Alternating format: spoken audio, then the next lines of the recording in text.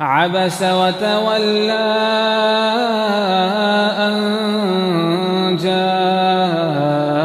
الأعمى وما يدريك لعله يزكى أو يذكر فتنفعه الذكرى أما من استغنى فأنت له تصدى وما عليك ألا يزكى وأما من جاءك يسعى وهو يخشى فأنت عنه تلهى كلا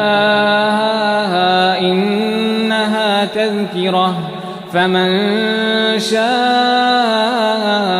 ذكره في صحف مكرمة مرفوعة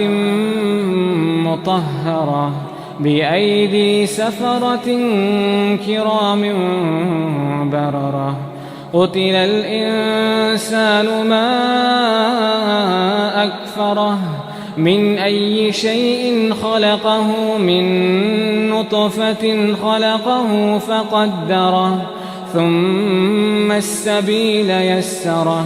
ثم أماته فأقبره ثم إذا شاء أنشره كلا لما يقض ما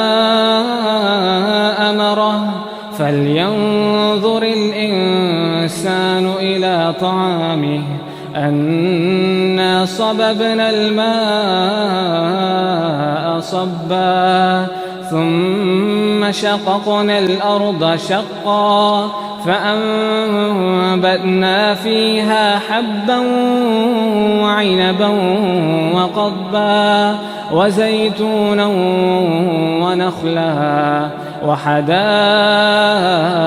غلبا وفاكهة وأبا متاعا لكم ولأنعامكم فإذا جاءت الصاخة يوم يفر المرء من أخيه وأمه وأبيه وصاحبته وبنيه لكل امرئ منهم يومئذ شأن يغنيه وجوه يومئذ مسفرة ضاحكة مستبشرة ووجوه